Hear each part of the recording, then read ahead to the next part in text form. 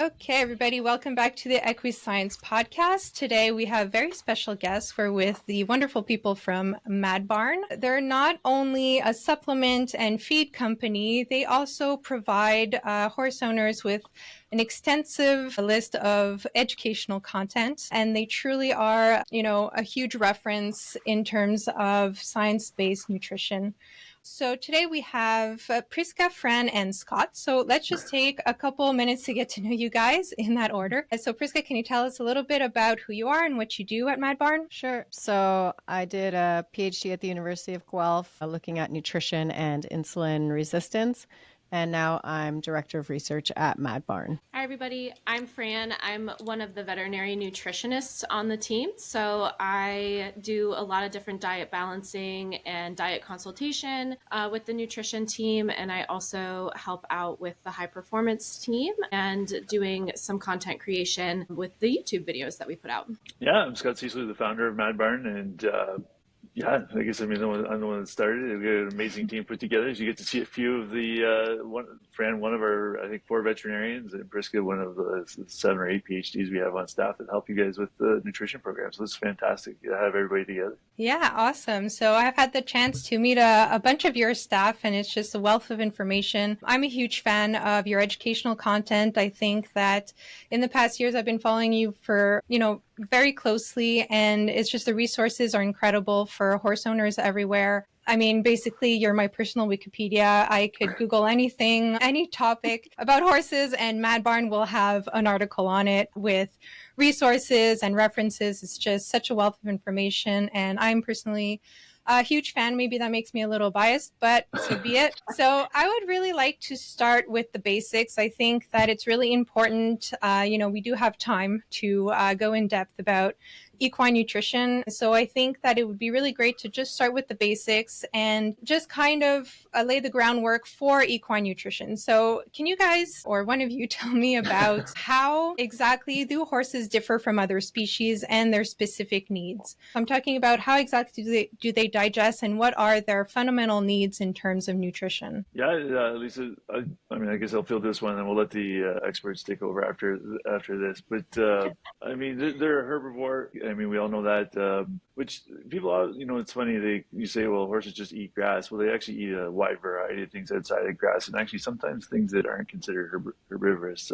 But the digestive system obviously is built to digest cellulose, and so when we think about feeding the horse fundamentally, it's not just the chemical nature of what they're eating and what they're eating, but also how they eat. So basically the psychological requirement. They're a grazing animal, and so we need to facilitate their innate desire to eat for up to 12 to 15 hours a day, and so that becomes the basis of all their their dietary foundation becomes forage and what that needs to look like. So we need to understand what that horse does from capacity or exercise, the amount of level, the size of the horse, just physiological state essentially, and fit the best forage we can to that. And that's different for different horses, right? A horse at maintenance or a pony. Probably lots of your listeners are familiar with ponies. Everybody talk about the proverbial living on air. They don't so much live on air. It's just that they have a incredible capacity to eat. And so if they're going to eat a lot, we know they're going to eat a lot. We want a lower quality forage to allow them still to eat a lot, to fulfill that, the psychological need. And then we can move on to the higher performance horses who, traditionally we've been supplementing with grain to meet some of the energetic needs or their protein needs, which quite honestly, when you look at the work at Sweden, we can meet with forage. Even the highest performing horses, we can meet their needs with forage. It just becomes a forage selection. Selecting those forages that are younger and more immature, and I think we'll get into that a little bit here. They can digest more easily, get more energy out of, has a higher protein content, allows them to eat more of it as well, and fulfills that physiological need of eating over a long period of time while giving them all the nutrients they need. So it really does come down to fundamentally selecting the appropriate base for what the horse is doing that meets its psychological need, its physiological need of the gut, and maximizing the fermentation capacity, which is unique among the herbivores, to be able to utilize basically cellulose as an energy source or a nutrient source. I think that kind of gives a good foundation starting point. I think this forage is always the starting point of every equine diet. Absolutely. And so when we're talking about forage, I think this is a hugely reoccurring question where, people kind of want to decipher what kind of forage is good or not. I did have a question that was pretty interesting here about an equestrian that lives in Egypt and all she has available is alfalfa. So that kind of brings me kind of into the grass versus legume hay. Can you tell me a little bit about the differences that we have there and why would we select one or the other? Are there some that are just better for the horse, some that are more dangerous for the horse? How do we navigate the types of hay that are available to us as horse owners? Grasses and legumes, the difference is, obviously there's compositional differences between them. Legumes tend to be much higher in protein. They often get associated with higher energy just because they don't have the tendency to mature as quickly. So they don't have the tendency to become as fibrous as fast as grasses do. You have a much shorter harvest window with grasses, what we call optimal. Legumes, yes, they do mature over time and become higher in fiber, and the protein does decline, but not nearly at the same rate as grasses. So in this kind of broad classification, alfalfa being the primary legume, but there's many others out there that are available as well, the clover, trefoil, that fall in those classes that are perfectly acceptable to use. And if it is the only forage source you have, it really just comes down to can you get more mature alfalfa so that the protein and calcium is not so high? Or can you find other non-forage fiber sources, things like beet pulp, to dilute out that alfalfa so that you bring it into a more appropriate range for the diet and what the horse is doing? It really comes down to what the horse is doing. Grass does tend to more optimally fit into the equine diet because it does tend to be lower in protein, a little higher in fiber. So when you think about the ecological needs of the horse and wanting to eat for long periods of time, the grass does tend to fit that better than legumes as a whole. But legumes do play an important role in the equine diet for sure. As a sole source, yeah, you're definitely going to want to dilute it with something else in most cases. Yeah, and I would just add it depends what kind of horse you're feeding. So if it's a growing horse, you'll want to pay more attention to acknowledging that the calcium is going to be higher from an alfalfa. So, finding a phosphorus source to balance that out. And then for a more mature horse, that won't matter as much. So just being aware of kind of where your horse is at and what you'll need to adjust to make that work for you. When we're talking about kind of the disposition of these grasses, we're talking also a lot about first cut, second cut. And that's a discussion, that a lot of people kind of navigate when they're shopping for hay. What does that entail exactly? So first cut tends to be more mature than second cut. So from a nutritional perspective, a more mature hay is, going to have lower protein, higher fiber. So maybe more suitable for your maintenance to moderate exercise versus a cut that's harvested at a less mature growth stage is going to be more nutrient dense. So it's, you don't necessarily want to make blanket statements about first cut versus second cut because it'll really depend on the conditions when you're harvesting. It's more about what maturity was the forage at when you did cut the hay. There's a lot of discussion around first and second cut, and second cut being always typically a higher quality. And I guess there's this correlation thing. Yes, it typically is, but I think that's more of habit because it really does come down to growing degree days, like how much heat and sun and water did the plant get, at what stage of maturity did you harvest it, is more important than the actual cut, which I think Priska said. Is there a link to be done as well with sugar content when we're talking about first and second cut? Because in a climate like mine, I'm in Quebec, and in a climate like mine, that's always a huge concern. And usually I feel like that kind of enters the conversation into the quality of the hay, first cut versus second cut. And I don't know if that's typical of our climate here, or is that a concern all over the world? So again, that comes down to when are you harvesting the hay? So if you're cutting the hay early morning, then it'll have lower sugar content than if you're cutting it in the afternoon, because then there'll have been time for the plant to have made sugars during the day. So that's going to be the biggest determinant of the sugar content in the hay. The overall sugar percent would decrease, right, and fiber increases, but the bigger factor is the time of day in terms of the sugar content. Yeah, no, I absolutely agree. It's more of a time of day. To your point, yeah, with maturity, it'll decrease a little bit, but it's not as marked as the time of day. And it makes sense, right? You just think about the physiology of the plant, the photosynthetic capacity. It comes from the sun. And so the longer it's exposed to the sun while it's still in the ground, the more sugar it's going to build up. And then overnight, it uses those sugars up because there's no photosynthesis occurring. So the general recommendation is basically as soon as the dew's off, like if you're trying to get low sugar hay for horses, which is a great idea, as soon as the dew's dry on the plants, cut it and knock it down, and you'll end up with the lowest sugar quantity. Now, that is all relative terms because I've had some people switch to that and they're saying, well, it's still kind of high. And so this comes back to, first and second cut. If your hours of sunlight are a lot longer on second cut, typically in a northern climate, than they would be on your first cut, then yes, the sugar content is just going to be higher at night than it would be on a first cut anyway. So to optimize it, earlier in the spring on the shorter days, early in the morning, if you're trying to get as low sugar content you can, that's the best way to do it. It really just comes down to the hours of sunshine the plant's going to be exposed to.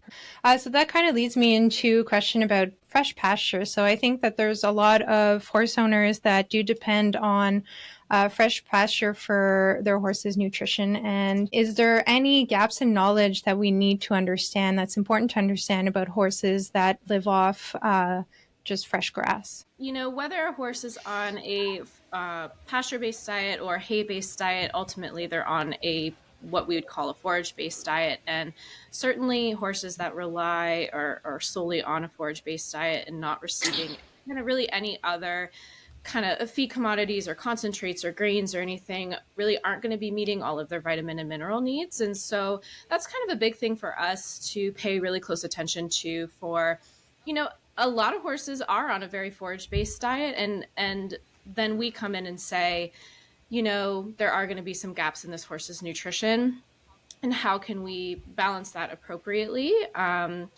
Without necessarily compromising weight gain concerns or this, that, or the other metabolic concerns, things like that. We certainly take a comprehensive approach there. But horses are meant to be on forage all the time, and many horses are well managed on a pasture-based diet. And really, it just comes down to making sure we're balancing some of those vitamins and minerals that aren't going to be quite met from that grass. Fran makes a great point there about balancing the minerals and vitamins, because regardless of the forage, whether it's conserved hay or fresh pasture, they're going to be deficient. But there are some specific things about pasture that you should be aware of. Most pasture is going to be higher in protein. It's going to be much higher in sugar and energy in general, just because it's a living plant. It tends to be a lot less mature than a hay you would be harvesting. And so you do have to be cognizant of the animal that you're putting on pasture as well. So we see obviously a big increase in metabolic syndrome, laminitis, things like that. And pasture becomes a big concern for those animals that aren't exercising enough, essentially. Like if you take a cross-section of almost any pasture, pretty much in Canada or the US, it's going to more than meet their energy and protein requirement of a horse head maintenance, in particular a pony. And I think one of the misconceptions too is how much a horse and pony can eat in a very short period of time. So, if you are trying to manage pasture and weight all at the same time, you're like, well, I'm just going to put them out for 2-3 hours. They can't possibly eat that much in 2 or 3 hours. Well, in 2 or 3 hours, they can pretty much eat the 2% of their body weight that we would predict they would eat for a total forage intake for the day. So when you start doing the, just math on that, you're like, okay, well, they've already overconsumed calories in 2 to 3 hours. And it can actually become a vicious cycle because you're like, okay, I got to take them off. And now that horse is really driven to eat the next time you put them on it. Another big area with horse owners is not just to focus on metabolic horses, but just pasture management, because if you're talking about feed costs and reducing feed costs, it's an amazing way to do it. So even, again, a high performance horse, if you, either through rotation or you can there's multiple ways to manage pasture to optimize growth and optimize nutrient intake. But fundamentally, it's no different than hay. I think you come back to understanding the nutrient content of the forage they're eating and making sure it's appropriate for that specific horse. And that's where we come in, right? It's to help you through that, essentially, and determine, yes, this is appropriate for your horse, or, even grazing muzzles or different systems that you may have to put in place on a pasture-based system. Okay, so I have a personal question. How we manage our pastures at my barn is they basically in the spring gradually send the horses off into the part that has fresh grass, and they're in a 4-acre pasture, they move a lot. All these horses are 24/7 outside, but in the spring, they cut off the grass part and then they gradually let them every day for a couple hours more into the grass part. Is that something that is useful? Is that just kind of an anthropomorphization of gradually letting your horse eat grass? Or is that like a process that's important to do when a horse is going into spring? I do think that anytime you're kind of introducing a new feed, and when you're coming out of winter and they've been off pasture, that new grass is, you can kind of think of it as a new feed in the diet. And anytime you're introducing, you want to try to do that gradually, because horses, their guts are very sensitive, and they might be really excited to go eat fresh green grass too. So they might kind of overconsume and overdo it and kind of risk getting a little colicky. So I think from that perspective of gradually introducing them to that really lush, fresh green grass from spring, it's a great way to just help their guts transition onto a new forage source for the year. Okay, so what I want to go through next is a little bit about protein, because we're talking a lot about protein when we're talking about forage, but also I think that people that are actively competing with their horses and have horses that are, like Grand Prix athletes, the thought process is that we need more for these horses that spend more energy. So can you talk a little bit about the protein content in forage and how do we make up for that in supplements? So generally, like, the forages will meet a lot of the protein requirement, and the protein requirement, like going from a maintenance horse to a moderately exercising horse, probably increases, like, I think it's around 20%. And then maybe up to like a 30% increase if you have a very heavy exercising horse. Whereas like the energy requirement increases by like 60%. So really you still want to focus on making sure the energy requirement is met by adding like more immature forages or alfalfa to boost the energy. And then along with that, the protein will also be boosted. And if you think they do need additional, then it might be better to turn to like an amino acid supplement, so you're not giving too much protein, because too much protein for a high performance horse means that like they'll also need a lot of water to help excrete the protein that's being broken down. So you want to be careful to not just give too much protein to one of those performance horses, because it can cause more issues with water balance, their need for drinking more water, their weight, so on. So, knowing the protein content of your hay, where is it at in terms of what their needs are, to more carefully kind of meet those needs. Yeah, you bring up a great point about the performance horse and protein, because there is a real kind of thought process around, muscle. Obviously, these horses, they want them well muscled to do the jobs they're doing. And there's, whether it be, you already mentioned anthropomorphic from weightlifters, or add more protein if you want more muscle. And sure, they're the building blocks, but to Priska's point, it actually has a deleterious effect on performance. So the high, there's some old work by Dr. Hintz basically correlating the higher the protein content in the diet, the slower the horse is going to go. And for most events in horses, that's the last thing you want, is them slowing down. And it's much to what Priska just said. It's higher water retention, so it's weight. There's a high correlation between weight and speed, and just the energetic expenditure to get rid of it. And it's also expensive, right? Like, these protein supplements and whatnot are not cheap. And if you look at the 30,000 plus diets, 50,000, I think we're almost up to now that we've evaluated, we rarely see protein deficiencies. Now, I am the first to admit our knowledge of protein nutrition or amino acid nutrition in the horse needs to come forward a long ways.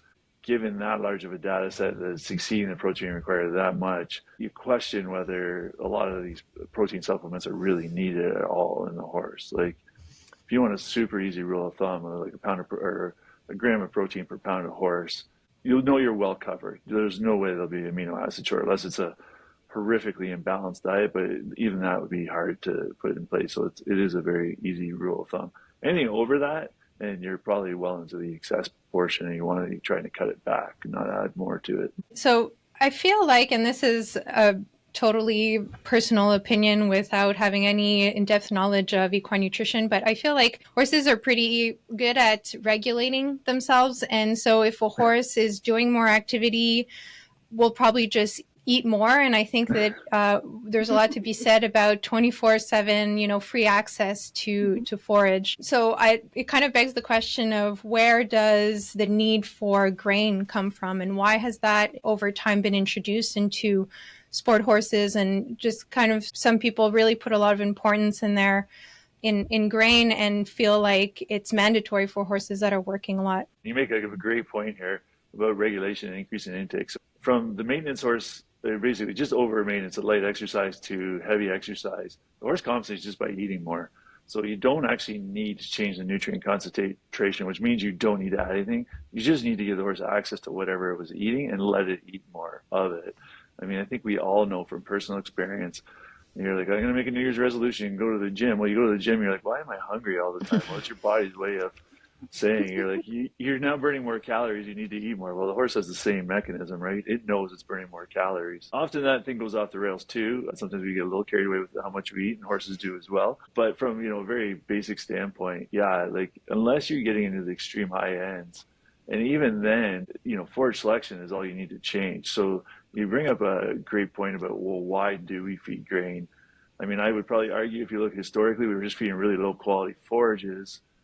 And so it became impossible for the horse to meet their needs. And so they would just add grain to do so. And I mean, that's strategically, if that's what you had for forage quality, then that's the thing to do. But if you have a higher quality forage that can meet their needs, why not do it? And like the work out of Sweden where they're using forages on these standardbreds who are intensively training and they're maintaining their weight on forage only, essentially, and performance, not just weight and performance. I think it's important to point out. Yeah, Scott, I think that's a really great example. I was going to say I work with a high performance rider. She is a Grand Prix jumper, and she's very fortunate to have access to very high quality pasture and hay. And her horses, she has a very, very low reliance on concentrates, and these horses are in very heavy exercise and performing very well and doing an excellent job. And I think she's a great case example of it's not always necessary for every horse, especially when exercising. Yeah, I mean, that's a great example, Fran. And I do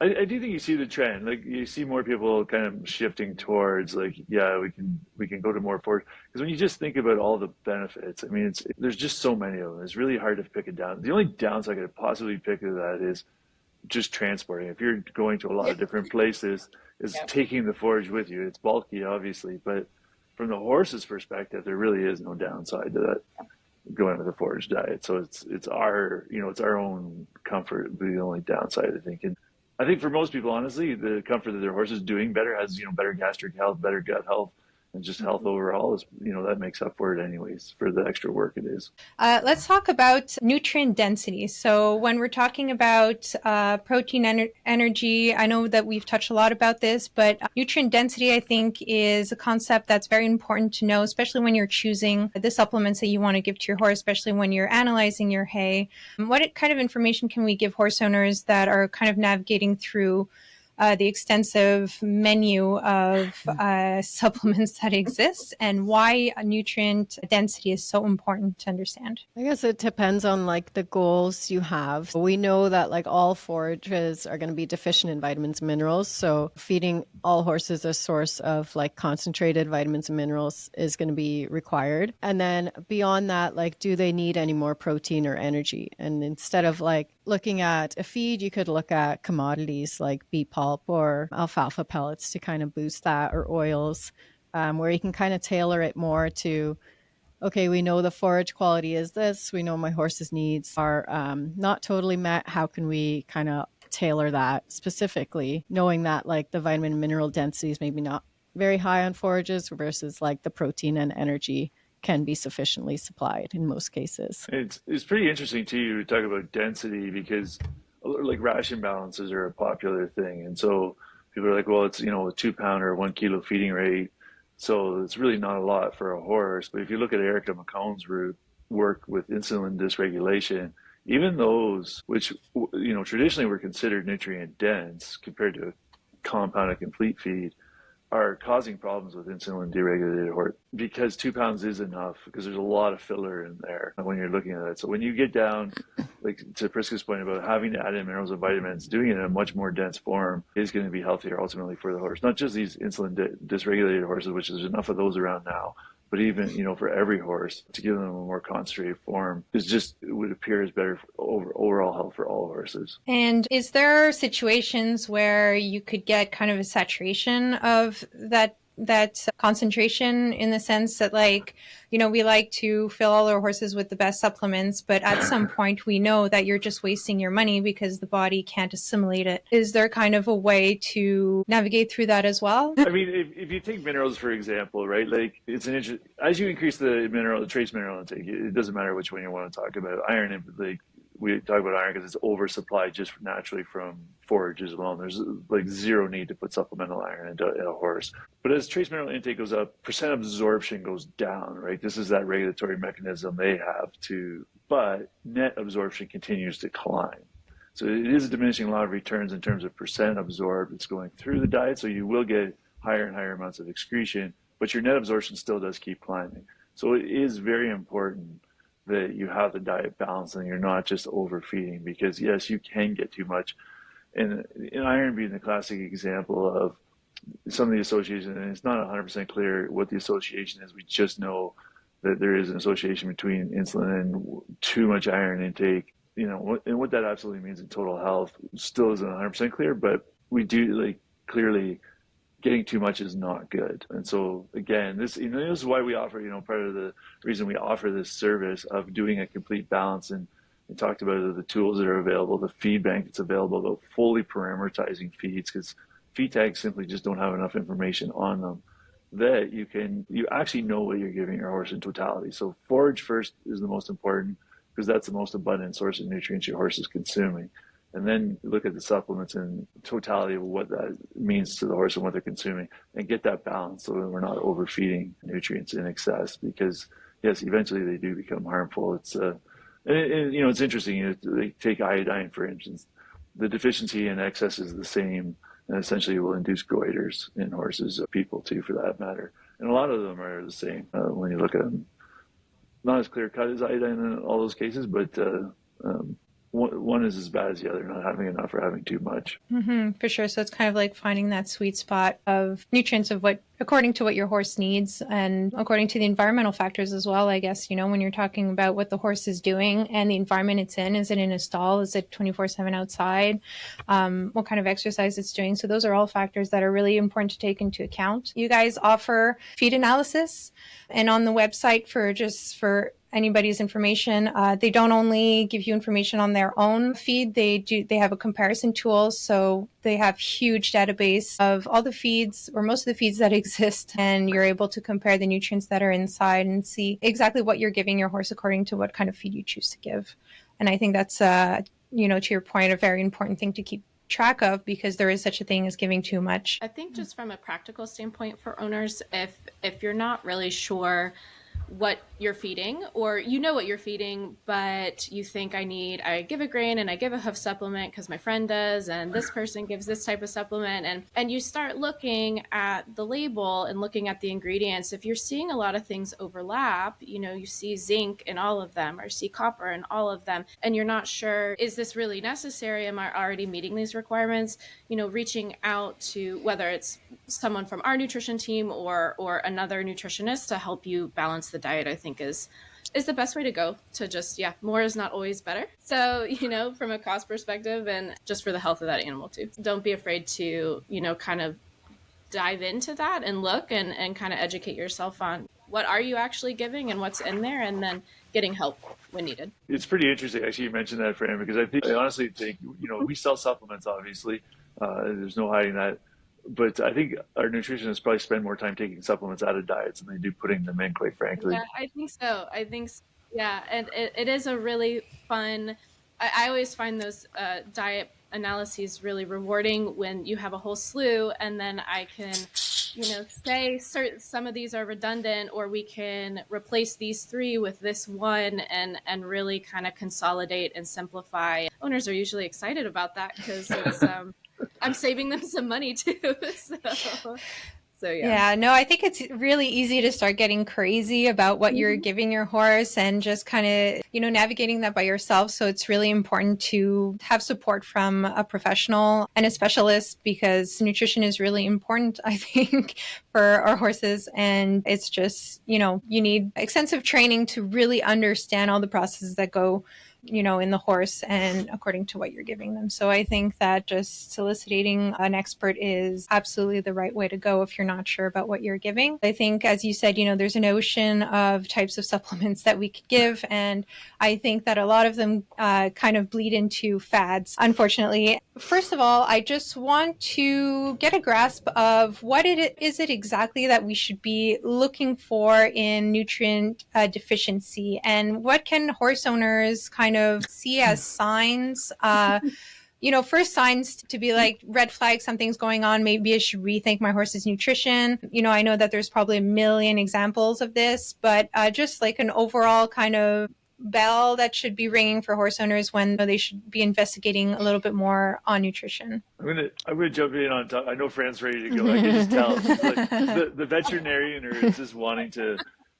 But, yeah. But just because I just had this very conversation this morning with a veterinarian about annual, basically, checkups. So I'll let Fran go about what will show up as symptoms. But the single best thing you can do is just actually have it evaluated and know what your horse is consuming, and do that on the regular so that you know what the horse is consuming. Because a horse is, and we get this a lot, a horse is dappled, it looks beautiful, so things must be perfect. And they're not. And they're really not. And they can be heading towards a disaster, actually. And this idea that a dappled horse is a healthy horse, doesn't always hold up. And now I'll let Fran go. So I think just prevention and measuring intake is number one. But go ahead, Fran. Yeah, so it's a really tough question to answer, because all of these vitamins and minerals and nutrients, they all do different things in the body. So deficiencies in one is how that looks is going to be completely different versus another. So it's a difficult question to answer just from that perspective of it could be anything looks wrong, right? But I think some really key things to think about when horses might have dietary deficiencies, or maybe not a deficiency, but just a poorly balanced diet or something like that. Some of the big things I think about are, does the horse just not look thrifty? It's not dappled. It's not a bright, shiny coat, bright-eyed. Certainly if that horse is a performance horse and exercising, is it just not performing up to the standard that you expect? Are we dealing with repeat injuries that just start piling up on each other? Are we seeing attitude changes? Is it attitude changes under saddle or on the ground? Are there issues with hoof quality, changes in body condition and body weight? It really can run the gamut. And I think we as horse owners we pay such close attention to our animals and what they look like and what their attitude is. And I think the vast majority of us will really pick up on those small things and just say, something doesn't seem right, or it wasn't like this last year, or something just seems like it's changed. And your horse best. And I think, investigating diet is a really great starting point, but it's important to also have a relationship with your primary veterinarian, because there's a lot of different medical conditions out there too that can all look like this as well. And those all feed into each other. So, I think that having that relationship with your vet, annual wellness is really important. I mean, most of us are, have the vet out at least once a year for vaccines and wellness, dental, something like that. But, having that annual exam, just because maybe the vet will pick up on something that you weren't quite seeing or you didn't notice. But I think most of us horse owners are pretty astute, and we notice those small things, or we notice those small changes. And I think diet is a good place to start often in those cases. But what a great time to do your annual diet evaluation when your vet's out doing your annual checkup anyways, to say, hey, you know what, why don't we just add this to the protocol? Because protocols are a great thing to have, and when they're kind of a checklist that happens anyways, it's just that nice reminder. Because quite frankly, I think subclinical deficiencies that don't give you a phenotypic expression or an overt expression are probably the biggest problem in the horse industry, quite frankly. And then they rear up, and by the time you really notice it, to your point, Fran, that you see a physical difference, it's problematic by that point, which it would have been a lot easier just to prevent it in the first place. So add it to your list when the vet comes out, or with just general checkups. That, hey, you know what? At this time, we're going to do a quick diet evaluation at the same time. And what does that look like typically? Do you recommend like blood tests or stuff like that? Like what kind of, at what extent are you checking your horse during this annual checkup? I think that's a great question. I think starting with just evaluating what's in the diet and asking those questions, or being prepared to give your vet this information of, this is the hay, or kind of the hay and pasture I may or may not have, not everyone has pasture, understood, but kind of what to expect there as far as forage intake. And then, what other products are you feeding? Are you feeding a concentrate that has vitamins and minerals? Are you feeding other supplements? And really looking at the whole diet composition, and then bearing in mind as well, what are the goals for that horse for that year? Is this just your backyard senior who, is retired and hangs out, or do we have a big competition season ahead of us, and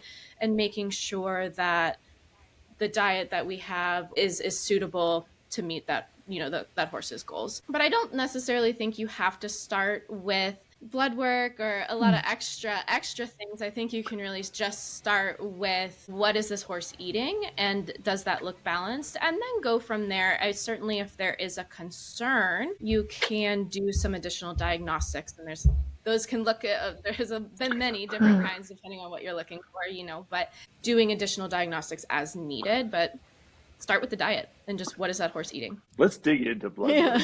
Let's do it. It specifically got brought up, and I do want to address it because it's particular. And from the vet, we have a vet here, so what a great time to discuss it.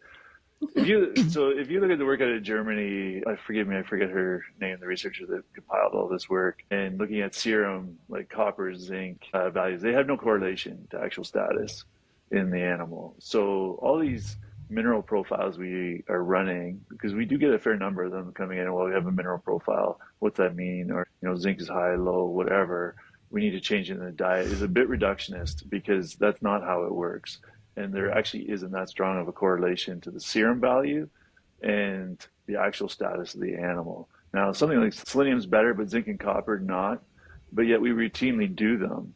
And we do use them as a barometer, or people are at least attempting to, of diet. And I don't think we should be. What we should be doing, to Fran's point, is evaluating the intake, like how much is the horse consuming, because we do know those values aren't reflective, quite frankly. And so, if you want to take one step further, and like the hair analysis thing, which I know you didn't ask about, but we might as well lump it in here, because again, hair analysis is great. If you want to know your horse has been exposed to toxic heavy metals, they'll show up there, because your horse should never be, or at least have very, very minimal exposure to things like arsenic, mercury, lead, cadmium, and things like that. And if those are showing up in your horse's hair, absolutely figure out where the source is and get rid of it. In terms of using zinc, copper, or selenium status, no, you can't use your hair analysis to do that, despite the multiple people doing hair analysis and claiming otherwise. The research is pretty clear on this. And like the selenium alone, hair color, selenium is, they use it in tinting glass, and there's a reason they use it, because it'll affect color. And so hair color, if you go from a light to a dark, will have very, very different selenium concentration in the same animal. And so how are you accounting for that? I mean, it's like folds difference. So obviously then it can't be used as a marker of status, I guess, overall. Now, if the vet wants to weigh in a counterpoint to that, I'm happy to. No, I think that's great, Scott. I would say, I usually reiterate the exact same thing if people ask my opinion on whether or not there's utility in doing the serum mineral testing. I usually say the vitamin E and selenium are pretty good. They're probably the best correlated that we have, and I do think those numbers can really give us a good idea, and whether we're kind of categorizing undersupplying, adequate, or over, something like that. But for the others, I kind of explain it's maybe not wrong to do. It's certainly information, but it can be a real challenge on how to interpret it. If that horse doesn't have clinical signs of copper deficiency, just for example, but maybe comes back a little low on their blood work there, it's hard to know how to interpret that sometimes, and if it's clinically relevant. And then also taking into consideration that we're using a reference range, as far as, is it under the reference, is it in the reference, or over the reference? And, some of these reference ranges are old. They were established a long time ago.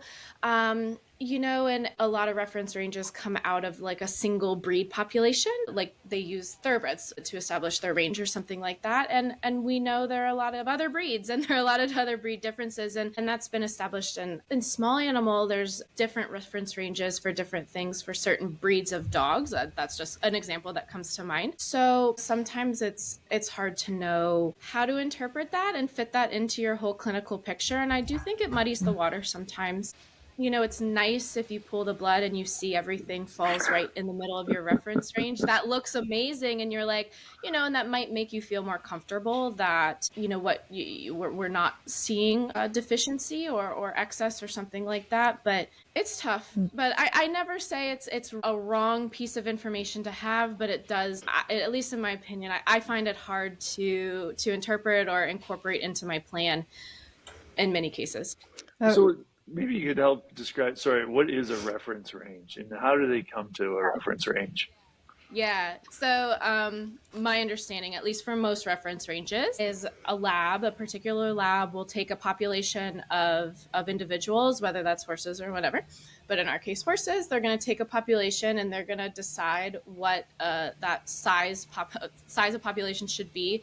In a lot of cases, it's, I don't know, 150, 200. Maybe some labs have the luxury of having larger populations, but often I think it's not a ton of animals. And then they're all clinically healthy or healthy for the thing that you're testing for. And then they see what range they get out of that healthy population, and then they cap it at either end there. So they say these horses are at 1 and these horses are at 2, and they're all clinically normal, so our range is 1 to 2. Would be kind of how that happens. And different labs will have slightly different reference ranges, maybe depending on the units that they're using or the sensitivity of the equipment they're using or kind of their testing protocol. So it can vary a little bit depending on who you're looking at or what lab you're using, but that's essentially how it's done. So let me ask you that. So when you mentioned selenium, sorry, Elisa, I feel like I'm taking over here. Go ahead. I'm on vacation here. When for selenium, you're like, okay, it's a marker, but what is the when you come up with a reference range, what does that mean physiologically? What does that value mean? That it's normal. I mean, I know, like that's what is hard is how do we know what the clinical relevance of that number actually means? And for something like mineral testing, some of that mineral is circulating in blood. Maybe it's incorporated into proteins that are in the blood, or it's being transported around or something like that.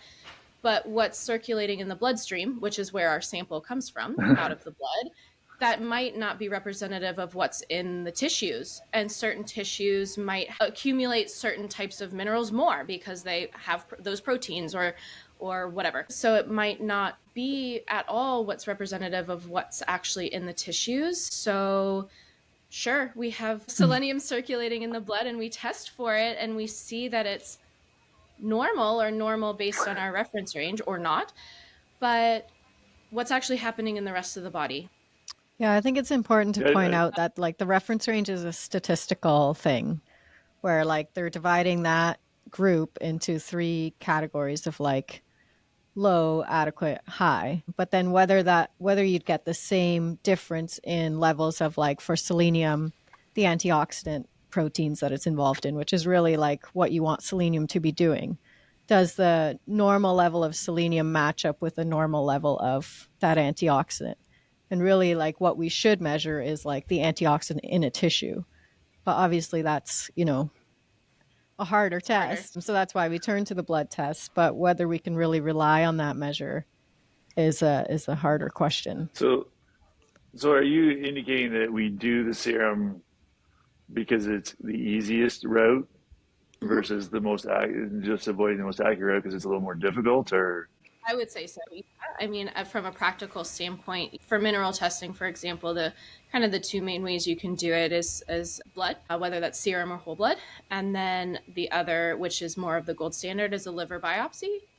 And that is doable in a standing horse. I mean, that vets are capable of doing that. It's much more invasive and it's a little bit more of a technique, right? And a lot of owners might not want to go for that. It would be more expensive, more difficult, more of a sophisticated technique for the vet to know how to do. And you often should check some other things before you do that, as far as like clotting factors, because you don't want them to bleed a lot after you biopsy the liver and things like that. And that's all very normal and more, but that would be considered the gold standard. But what's easier, doing that or pulling blood out of the jugular vein? Blood. I was just watching Elisa's reaction when you said liver biopsy. I would think that would be a Not common doing that. reaction among most horses. It is. I mean, it can be done in standing horses under standing sedation. Like it's done.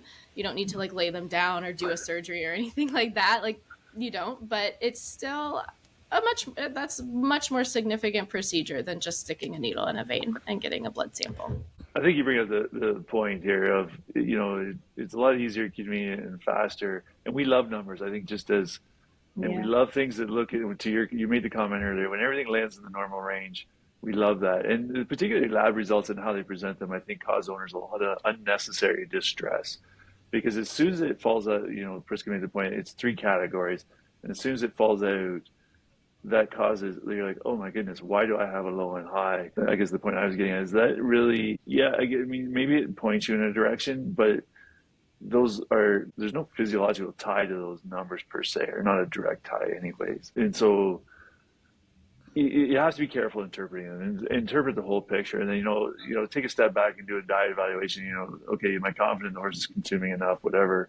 Okay, that looks good. Is there a reason this might be? And let's talk about diurnal variation for a minute. Priska, I think, has pulled some data on this. Like, how much does, depending on time of day, the vitamin E status change? Yeah, I mean, in a single horse, if you test it, at a certain time, it might be showing deficient. Another time of day, it might be adequate. And then another time of day, it's showing over. So if you really are going to go down this route, like you want to be not relying on a single blood sample. And also, if you're going to take multiple samples, like say I take it and then I change something and then I want to retest, you got to know that the retesting is being done under very similar circumstances. So the same, I fed 2 hours ago and then I tested, or I used the same type of tube, or the sample was processed in the same way again.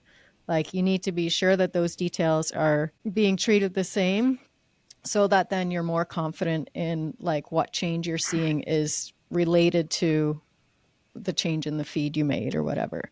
But there's so many factors, like when did the horse last eat? Did they exercise intensely, like, a few hours before? Are they dehydrated? Like, there's all kinds of factors that can come into play that affect that value. So as many of those as you can eliminate, the more confident you might feel, but still there's like caveats to interpreting blood tests. This is the famous nutritionist line of, when somebody asks you a direct question, you're like, well, that depends. Yeah. There's very few direct in every answers. single podcast that I have done, it's always the bottom line is it depends, because there's so much like individuality when you're looking at horses that, it's hard to have a cookie cutter kind of aspect to anything that you're doing. And, just to kind of reiterate a little bit on the vitamin E discussion.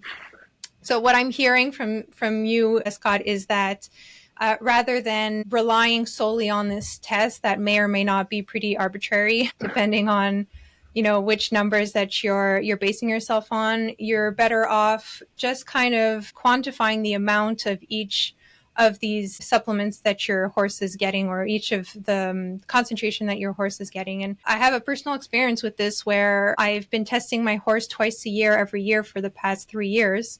And I've been giving her about 5,000 to 6,000 IUs of vitamin E. And she's been testing lower and lower every time I test her for the past couple of years. And so that begs the question, like, are these tests really accurate? First of all. Second of all, what's to be said about the bioavailability of the vitamin E that we're giving our horses? And third, are there conditions or other, indirect factors that avoid absorption of these supplements from my horse? Like, let's say she has gastric ulcers, then will that affect how much vitamin E she's absorbing, the type of vitamin E that I'm giving her? And obviously the question of how reliable are these tests, and why is she testing like worse and worse throughout the years, Yeah, so that's interesting to hear that it's going down over time, and there could be like different factors coming into play at those times when you're testing. So things you mentioned like bioavailability of like the vitamin E that you're using. So is it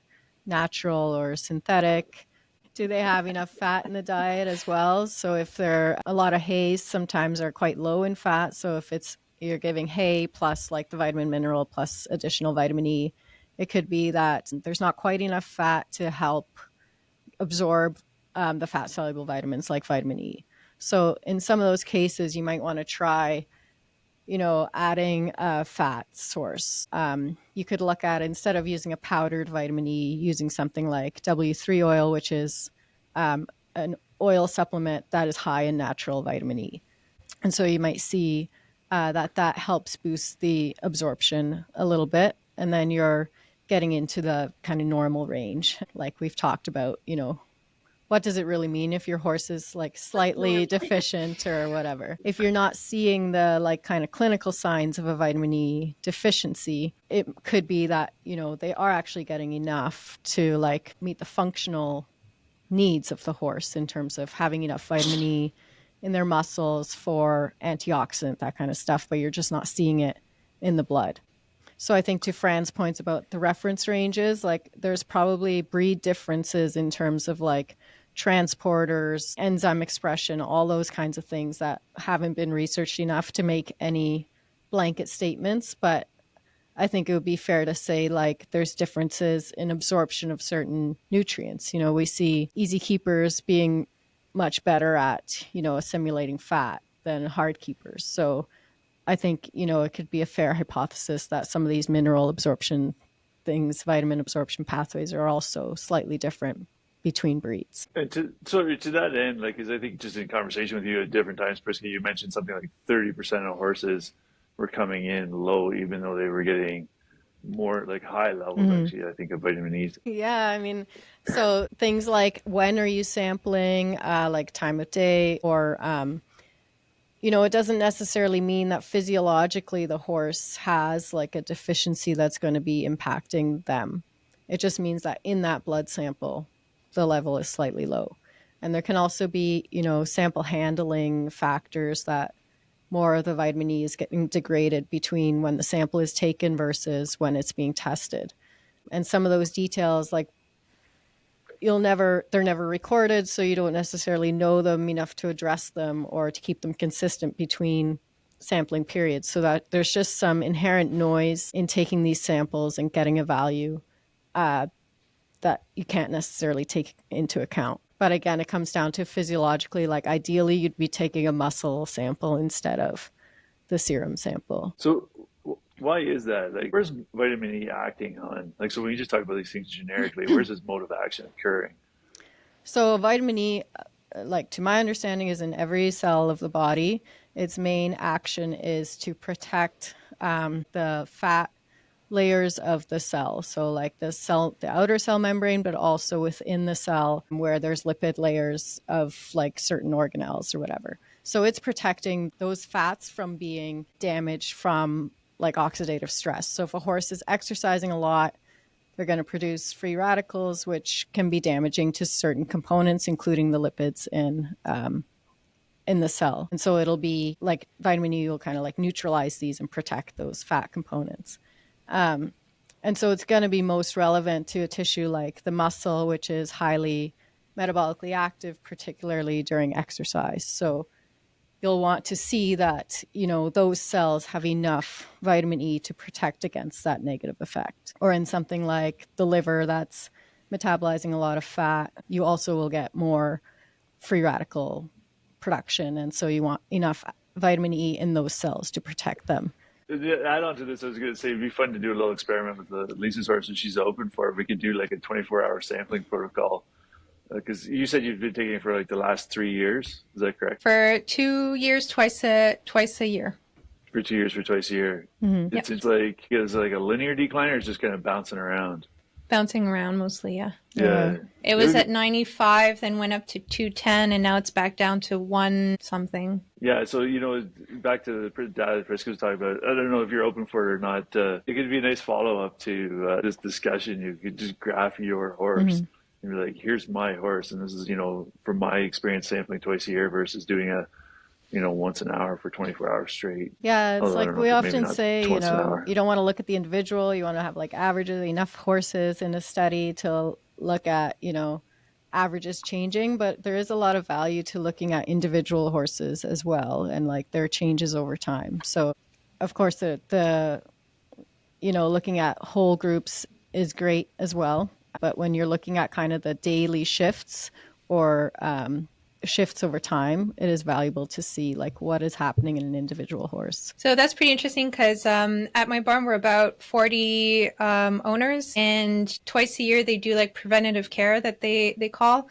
So they do all blood tests for everybody. So, and what the vets have kept saying to me is that all the horses are testing normal except for my horse. So I think it's cool because we do have, not cool for her, but it's nice to know that you kind of have like a reference point where all these horses are living under the exact same conditions, probably not eating the same thing, granted, but pretty much in the same conditions. And we can see a discrepancy between my horse and the rest of the group. Probably we could compare the average. I could get the data from my vet. I'd probably have to get permission from all the owners though to get their data, but it could be a fun experiment if they all want to participate. Like generally horse owners are pretty open to these kind of because we all learn more, right? And I guess at the end of the day, that's what it's about. Everybody having a better understanding and having better outcomes for the horses we care for. Yeah, for sure. Absolutely. Okay, so I just want to stay kind of in that subject of testing. I would like to talk about the testing for insulin resistance because I kind of had some suspicions with my horse. And so I did go through that process of testing, but I did follow a different protocol than what they usually do. And I kind of forced my vet to do it. And so I was kind of reading the publications from Dr. Kaloun, and she had kind of like a different way of testing for insulin resistance. And so I gave them her protocol and I forced them to do that. And we didn't try the other one, which is kind of like, I think, injecting a bunch of sugar into the horse and testing at that moment. Can you maybe touch a little bit or quickly about the testing, how, what that testing usually entails and the information that we could get from that? I'm also like really curious to know why there are so many insulin resistant horses. Is that something that's environmental, that comes from domestication? And, I think that it's something that's so terrifying for horse owners. So I think it's important to touch on it, even if it's just briefly. Okay, yeah, it's a huge topic. The last point is lack of exercise. And then you guys can talk all about the testing all you want, but it's really that simple. Quite frankly, I know people are going to add more complexities into this, but it is lack of exercise. I mean, they've shown it in humans, they've shown it in horses. Exercise will stimulate insulin regulation. Go ahead and talk about how you figure if a horse is insulin resistant or not now. Yeah, I mean, certainly it's like, energy balance, excess sugars that the horse is not necessarily using, like, to fuel exercise. And so then it becomes, they have high sugars in the blood. The pancreas releases more insulin to try to get that under control. Eventually, the muscle and liver become insulin resistant and aren't taking up that sugar. And so then you end up with high or normal sugars still, but the insulin is persisting to be high. And the reason we really care about it in horses is because it increases the risk of laminitis. But I'll talk about the testing and then we can come back to that question of how does insulin resistance occur. So you mentioned the one where you're injecting glucose. So that's the frequently sampled intravenous glucose tolerance test, where they take a few baseline tests and they give a bolus of glucose into the blood, and then taking a whole lot of blood samples after. Basically, you're seeing like how quickly does that glucose come back to their normal level. So a horse that's more insulin resistant will take longer to come back to their normal level. Or maybe in the time frame of testing, they don't come back at all to the normal level. Whereas a more insulin sensitive horse will come back more quickly. So that's kind of the gold standard technique. They typically use like some mathematical modeling that was developed for humans to get from that data their insulin sensitivity, how well the pancreas responds to that glucose. So they'll also measure insulin. And then looking at glucose effectiveness, which is just like how well do the cells take up glucose without the effect of insulin. So you can get those 3 parameters from that test really well. But obviously, taking all those samples, being very precise about the timing is labor intensive and more expensive. So the test people more commonly do is an oral sugar test where you're giving corn syrup to a horse orally, and then at a certain time, whether it's 60 minutes, 90 minutes, 120 minutes, you're taking a blood test and seeing where their glucose is at. And based on reference ranges, deciding whether that horse meets the criteria of being insulin resistant. You're not getting as much information, so you're kind of less sure. There's studies that have like the different tests to see, is this a reasonable representation? But there'll be, cases where a horse might be normal with a certain sugar test and not normal with a different sugar test. So it's hard on those tests to be confident. I think practically for most people and most vets out practicing, they're just pulling a baseline insulin. So that's just a one-time snapshot. You pull that blood and the insulin is tested, and it is a single snapshot in time. Now horses that are obese and expected to be insulin resistant, they can have very, very, very high insulins, and you feel very confident, putting your clinical picture together that this all tracks and makes sense. There are the sneaky horses that maybe don't look like they're going to be insulin resistant, but you're testing them because maybe they're having a laminitis flare up or something like that. And so that's kind of prompting that metabolic, kind of dive into their metabolic health. But I think for a lot of horses, it's that baseline insulin, that snapshot in time, it catches a lot of those horses, but it's also catching horses that you are sort of suspecting might be insulin resistant anyway, or metabolic. Now, when you do just a baseline insulin, that's a single snapshot in time, that can be affected by how recently that horse may have eaten, because if they just ate and are absorbing all that glucose out of the digestive tract, their insulin spikes. That would happen in a normal horse as well. So that can muddy the water sometimes and make that single interpretation challenging, or maybe you're not, maybe it looks normal or maybe it's not. Or so the next step you can do is do a fasting insulin, where you fast that horse for a period of time prior to their blood draw, so that you eliminate that variable of just a physiologic insulin spike after a meal. So I'm just curious what test you asked your vet to do. You said you kind of had to push them to do it. I was testing for 2 or 3 different things in the blood. It was a blood test. I think it was insulin, glucose, and some other thing. And then there was plugged it in. ACTH? Might have been, yeah. It was some sort of acronym. And I just plugged it into her equation that she supplied. There's different ways to use that baseline measure of glucose and insulin to calculate like different ratios, and different ways of calculating that have been proposed to get at like how much insulin is being secreted in proportion to how much glucose is in the blood. So there's those kinds of indices which can give you, like, you're still just measuring glucose and insulin at a single time, but now you're using those numbers to kind of try to get some insight into what's happening in the body. So if insulin is... And we didn't change anything with the diet. It was at 10 a.m. after her breakfast. Like we didn't change anything from her environment. Yeah, so it's just attempts to get more information from those values while still keeping the actual testing, easy and cost effective. Like Priska's the expert on the humans, like doing the insulin resistance and the glucose and everything. But I know on the human side, and this is a bit of a telephone game because it's it was for me listening to a podcast about a study. So, but they were talking about college age women who were sedentary versus athletic, and they were all of normal, what we would call normal BMI, so body mass index, all look fit. And they did insulin testing on them, and basically the conclusion from the paper was, yes, by our American or Canadian standards of what we call insulin resistance in the human population, the sedentary people were starting to approach it, even though they were fit. And the conclusion went from actually was the threshold's actually way too high, what we're calling insulin resistance. And I think we probably have a bit the same with the horses too. We're probably allowing a bit too high of a threshold before becoming alarmed, I guess. We've already talked about kind of some of the difficulties with testing, but I think it's just a broad-based general recommendation: more exercise. I mean, you just look at glucose disposal and what exercise does for it, and just how metabolically healthy improvements you get from doing it, even just little bits of it. I think it's just a good general broad-based recommendations.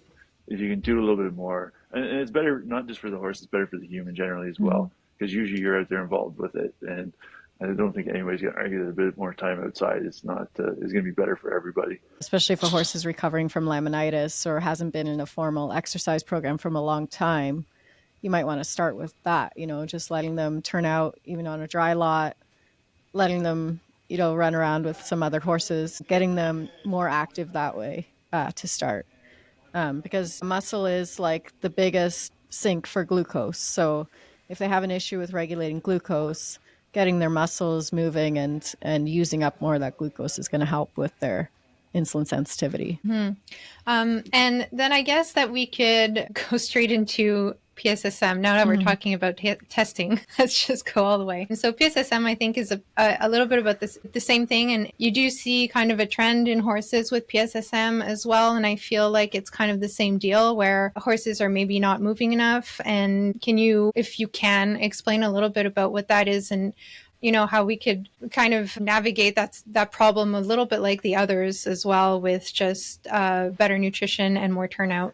Yeah, I'll give this to Fran. I just want to start by we got to be careful with not conflating EMS with PSSM or talking about insulin resistance with PSSM, because largely that's not the underlying cause. It's more that they have this genetic mutation in their glycogen synthesis protein, so that they're more prone to make a lot of glycogen in their muscles, and it's not the normal structure that glycogen would have. So then it's harder for them to access the glucose that's stored as glycogen in their muscle. So just to be clear that, PSSM horses aren't necessarily insulin resistant, although the two conditions could be happening in the same horse. Yeah, PSSM horses we kind of group them under the umbrella of metabolic type horses because of this sensitivity to sugar, and we know EMS horses are sensitive to sugar, so I do think it gets confusing because we kind of lump them all together, but they're very different disease processes, and Priska explained it beautifully that these PSSM horses, it's a genetic disease, and they do not store glycogen, which is the storage form of glucose, in their muscles normally or at normal amounts, and then their body can't, when they need their glycogen source to access that for exercise or whatever, the body can't do that normally. And so and then you see performance issues, or you see these horses have fulminant kind of episodes of tying up or rhabdomyolysis, things like that. So there are two types of PSSM. There's a ton of research on this, but we've really been able to group kind of the two. There's PSSM type 1 and then there's PSSM type 2. And we can go into the weeds on that as far as, kind of what the differences are there. But ultimately, the dietary recommendations for these horses are largely the same as far as kind of how we manage them. The PSSM type 2 horses sometimes don't quite respond as well to our dietary management as we would hope. But there's strategies for that too. But yeah, so for these PSSM horses, if they are diagnosed, because I always really like to push for a diagnosis, and PSSM1 is really easy to diagnose because it's just a genetic test. You just need hair and you send it out to the lab and they're able to test it. PSSM type 2 is diagnosed via a muscle biopsy. I know that sounds scary, but it's actually not a very invasive procedure at all. These horses just get a little piece of their little butt muscle taken out and they can go back to work the same day. It's really not a big deal, but a lot of owners feel a little bit scared about that. So really our feeding strategies for these horses is to minimize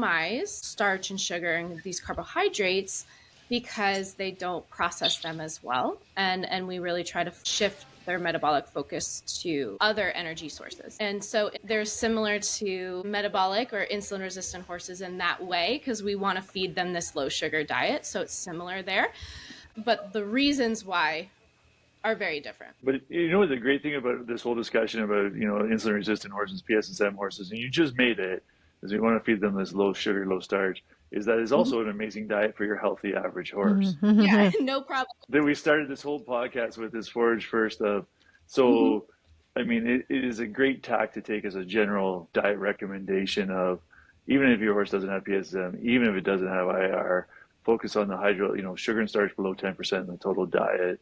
I think you're on the right track for a lot of these things and avoiding problems. So it does kind of simplify things a little bit now. I think with PSSM in particular, there's a few more recommendations in terms of protein, vitamin E levels that you're going to want, or selenium as well, that you're going to want to implement on top of that. But I think these diets as a whole can be used for all horses, quite frankly. So what I'm hearing is that if you want optimal health for your horse, you just have to fill out the fundamental needs in terms of nutrition and adequate exercise, I guess, is kind of a pattern that I'm seeing. And I feel like it's a fair thing to say that it's a good place to start when you're having trouble with your horse, is just first of all reviewing what they're ingesting and then go from there. Because I feel like there's a lot of problems that could be solved with just, coming back to the basics of nutrition. Yeah, I couldn't agree more. I mean, fundamentally, that's where you're like almost all health stems from, is going to be what you're consuming. It's what's fueling your body, right? So yeah, we need to get it right, and we have the tools to do it. I mean, you, like, to Fran's point, you can get in the weeds on this stuff, and it's great to do it. It's fun to do it. But for the majority of people, like, really, you want to keep it simple. And exercise can cover a lot of sins of a bad diet too. But the ideal is, adequate exercise and have a really well balanced diet. And quite frankly, it isn't that difficult to get a well balanced diet together. Like, we have experts here to help you. There's independent nutritionists out there as well. Our feed formulation model is free to use for anyone. So yeah, have all that data in there to put things together and get the diet appropriate for your horse. At the end of the day, I think that just enjoying your horse more and fretting less about the diet is probably a great recommendation for everybody. So enlist the help of these experts that are out there to help you with the diet.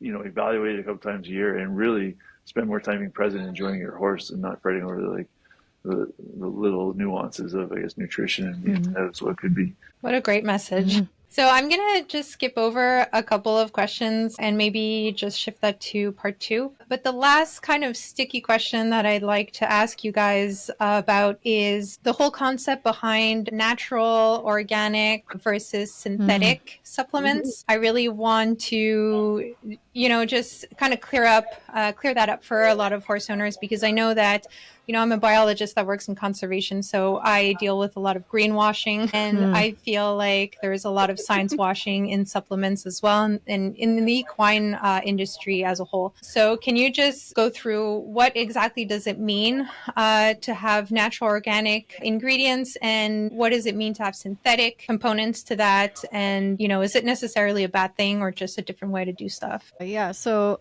like the natural versus synthetic, the example I can think of where it is relevant is for vitamin E, where we're talking about natural vitamin E is like a specific isomer or like structure of that vitamin E. And it generally means that it's better absorbed, better used by the body than synthetic, which is like a combination of 8 different forms of vitamin E. Doesn't mean that it's necessarily like from a lab. It just means the structure of it is different, and that can have biological implications.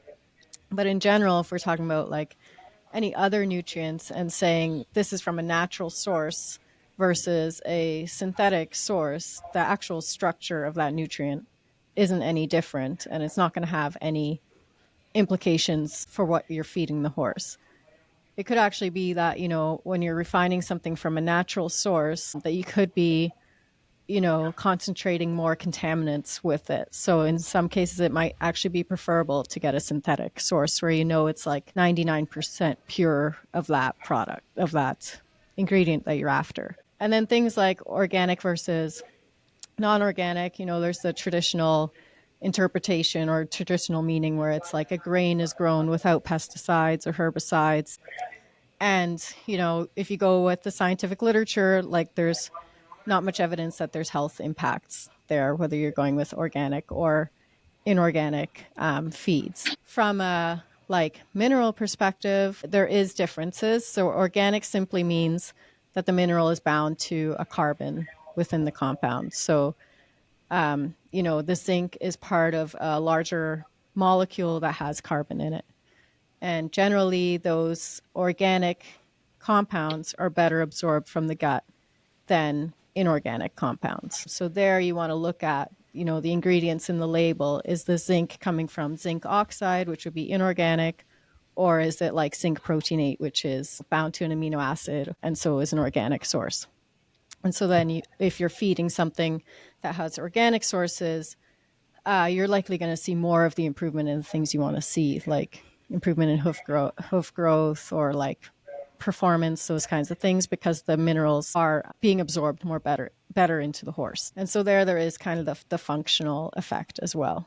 So, and some of this comes down to definition too, right? Like if you look at Health Canada and the veterinary health program now that they have from a regulatory standpoint, not to dive too much into regulatory, but synthetic just means anything that is like has a significant amount of processing to it. So even natural vitamin E, because it's typically extracted from an oil, is considered synthetic because of the amount of processing it has to undergo to extract it. So Priska made the point between the different isomers. Yes, you're extracting all one isomer, that D-alpha isomer, out of oil, but there's significant processing involved.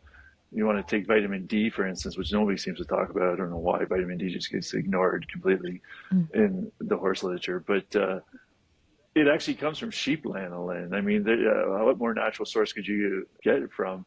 But it also has to undergo significant processing to get it to the form we use in feed, to stabilize it and have the exact thing you want. So natural and synthetic, really becomes a definition. And I think a lot of the times when it gets brought up, there's not what people mean or think each one is pretty cloudy, quite frankly. And there is a real lack of knowledge I would say overall where all these ingredients come from. And I don't think it's probably in the scope of this podcast to be like tracing everything back to its original source. Priska's made the point though that how much processing is going involved to get this end ingredient. Sometimes, you do want a synthetic source because it's a lot more pure and you're getting exactly what you want, not a bunch of other compounds coming with it. Okay, and that's kind of something that I assume is very hard for a consumer to check for, right? So, I mean, it's not the type of information that you'll see directly on a product. And we were talking a little bit about regulation. Is there any regulations that forces the company to kind of have that information on the box or not at all? Well, there's definitely ingredient labeling regulation in terms of how you label stuff. So in the case of vitamin E, you can tell because you would list it as D-alpha tocopherol or whatever the exact form is. So that's your exact chemical makeup of the compound you're purchasing versus synthetic would be listed as a DL compound. So those types of things, absolutely you can, from a regulatory standpoint, are controlled. And I mean, all ingredients that are used in feed are regulated, right? Like they're approved ingredients. So it's, they've all gone through a strict selection process that, one, are they safe? Two, are they efficacious to get where you want, that you can even use them in these different, whether it be a supplement or a feed. The U.S. and Canada have different systems, and I don't know what's worth getting into, but again, there is regulation on using all these different things in there. Yeah, for sure, labels, I mean, it's a balance too, right? Like, you just want to overwhelm people with, like, everything on a label, but for the most part, they're pretty comprehensive, and you can get to, or if you want even more in-depth questions, and we get lots of questions about, where do these ingredients come from, what form are they in, and things like that, and we're happy to answer them. Okay, so we're just going to go over kind of general questions about, the myths and misconceptions about equine nutrition. So this is more of like an opinion question. So like, according to your experience dealing with these thousands of case studies and talking to all these horse owners and seeing firsthand, how nutrition affects these horses' lives, is there any kind of big myths or misconceptions that you want to address, just to kind of inform horse owners about the process behind choosing feed for their horse or how to handle just general management for their horses? I'm going to start with an easy one. Water after exercise. It's totally okay. Give your horse water. Oh my gosh, yeah.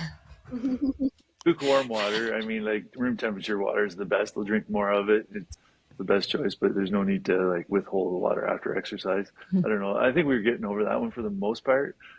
This is a non-nutrition related one, the cold bathing, because I have run into it personally where not to put cold water on a horse, which is, if the horse is hot, cold water is the best way to go because you want to get their body temperature down. And again, you do a whole podcast on thermal regulation and sweating on a horse, so but we won't. So I'll hand it over to Fran and Priska to throw out some more Yeah, myths. I would say one we kind of encounter frequently is like this perception that horses have a sense of what they need and can, if they're not eating a new feed, it means they don't need it. And I think that's like, if they're not eating a new feed, it's probably because they're smelling something different. And so they're a bit reluctant. But really, the basis of whether they need something is looking at their diet and seeing if it's imbalanced. The only nutrient that they can kind of sense is sodium. So like if there's low sodium in their blood, they might be more likely to go to their salt block or lick up some loose salt. If there's high sodium, it could be a sign of dehydration, so they might be triggered to drink more. So there are some like internal sensors like that, but for the vast, like all other minerals and vitamins, they don't have like an internal trigger to say like, oh, I need to eat this because I'm low in this. And so like, I think there's a lot of misconception about like, well, my horse isn't eating that, so it must not need it. And that's not really based in physiology. I will just add one. If you get an overt phosphorus deficiency, they will get like a kind of depraved appetite.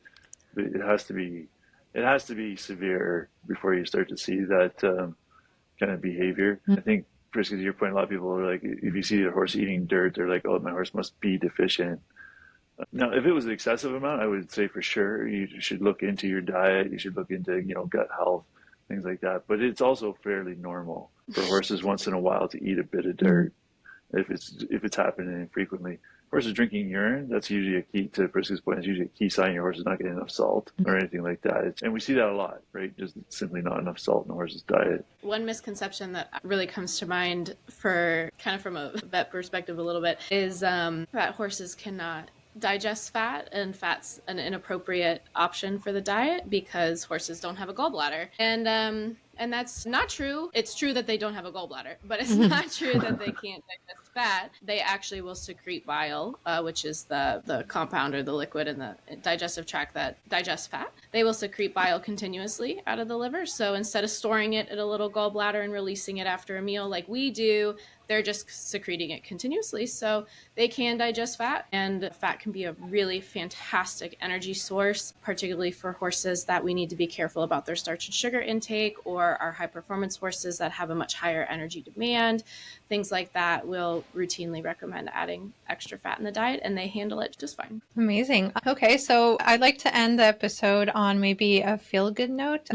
So I'd really like to hear a little bit about your personal experiences on the field. Do you have like any examples of case studies that was really kind of turned around by proper nutrition? As vets, I feel like you probably have a lot of experience with that. Yeah, I feel like, gosh, so many. How do I choose? I feel like there's so many clients that I work with or cases, even making small changes, and people come back and say like, wow, even just doing this one small thing has made the world of difference. But I think one case in particular that really stands out to me, or one client that I've worked with a lot, she had a young Percheron gelding. This was a couple of years ago, but about 2 years old, and he became very, very acutely ill. They didn't really know what was wrong with him. She was very lucky she was able to hospitalize him at a referral hospital. He was there for quite some time. They did a really in-depth workup. Ultimately, what they kind of settled on is he wasn't really textbook for any one thing, so they weren't exactly sure. But what they really settled on was that he was very vitamin E deficient, kind of bringing it full circle here. He was very vitamin E deficient and potentially had a few other minor things going on, and they sent her home on quite an excellent diet for him. And then she reached out to us, and I ended up working with her and really fine-tuning that diet that he came home on. He has just turned around. For initially, when I first started working with her, he really wasn't out of the woods, and we weren't sure if he was going to fully recover and have a good quality of life and be a happy and healthy horse. And he is thriving 2 years later, and I think about him all the time. She sends me pictures, and he's fully recovered. He was very skinny at the time. He was muscle wasted, a very abnormal horse, and you would have no idea watching him now and looking at videos of him now. So I think about him a lot when I'm having a hard day. Oh, for sure. That must be super motivating to see these success stories. But I mean, it really does come down to meeting their, basic needs and nutrition. And, who would have thought that just that would make him better? Yeah, and his diet was certainly a little out of the ordinary. It wasn't our typical diet that we're usually recommending. It was a very specific and fine-tuned diet for him and his really intensive needs and intensive management. But it just goes to show that, we can do it, and we can make, handle these really complicated cases too, and make a big difference for them. Anybody else have a story? I don't know if I have it's a specific story as like Fran does, but sometimes we've received before and after pictures of pill color changes where I actually don't even believe it. And usually we're you're pointing at companies for like marketing and oh, that didn't actually happen, or there's some reason. And it's actually the client sending it to us. I'm like, is this for real? I cannot believe how much this horse's coat has changed in a short period of time. I think is some of the, just to see some of the overt changes that occur when you do get the diet balanced appropriately. And I like that you use that it's getting the diet balanced and it's not product, because it isn't product specific. It really is about having a balanced diet and what's right for that horse. Absolutely. Okay, so a question to close the episode that I ask every single guest that come on is, if you had, and probably this will be more towards Scott, if you had infinity funding, research funding, what kind of research would you like to put forth to fill a gap in knowledge that we have about specifically equine nutrition or any passion project you might have? Well, unfortunately, I don't have infinity funding, but fortunately, we are kind of doing the passion project that I want, and that's the nutrition model, because to me, that creates the basis for everything going forward to just keep building off of, more information into, and just have deeper and deeper understanding. And me personally, that's what I like, is just to understand the systems better and be able to help with the outcomes. And so the more money would just speed that up, because then it becomes a question of dedicating more resources to that project, which would be fantastic to do. And we would, as we grow, we commit more resource to it continuously, and it is growing faster. So yeah, it's not a question of the infinite money. To me is just that would just make it go faster, because I think we are doing what is my passion project. And it's the whole, we talked about at the start, is the whole reason Mad Barn kind of exists, is to do this. And the great thing is, because it ultimately impacts all horses for the better. And I think that's why we have such an amazing team, because they believe in the mission too. And they're like, wow, this, it's helping everybody. It's not just enriching, a company or one person here. It really is the drive to make it better for all horses. Amazing. And yeah, we did talk about that model that you're developing, and I think that it's really interesting. Obviously, I could probably talk about it for a whole podcast episode, but maybe we'll keep that for part 2. So anyways, I want to thank you guys so much for being here, for taking the time to really go through these topics. And we will be having a part 2 with, I don't know if Scott, you're joining us on part 2? Yeah, it should be with, I think Chloe's joining us then as well. Yeah, cool. So we'll have Scott, but also 2 other people in part 2. So for closing, is there any resources or just plug-in socials and stuff that people could find you, or any resources you want to share? Well, we do. Obviously our website's a huge resource at www.magidbarn.com. There's heat index, electrolyte calculators for sweat composition, tremendous feed comparison database tool, so much stuff on the veterinary portal that was just launched on there.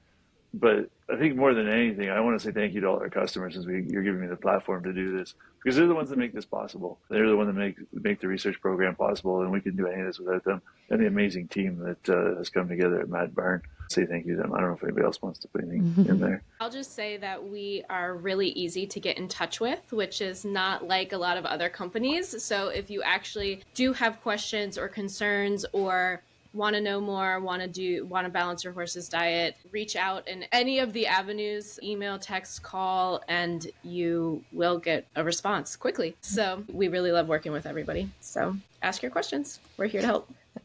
Yeah, I second that. I think that you guys are very accessible and, supply information that's very comprehensive for all the horse owners. And I did get a bit of flack in the past for having companies on the podcast instead of just unbiased scientists. But it's just the educational resources that you guys offer is just, like none other. And so I'm very, very honored to have you guys on this podcast today. And we will, as I said, have a part 2. So thank you guys so much for being here. And I'll see you guys on the next one. Thanks very much. Appreciate you having us on. So much.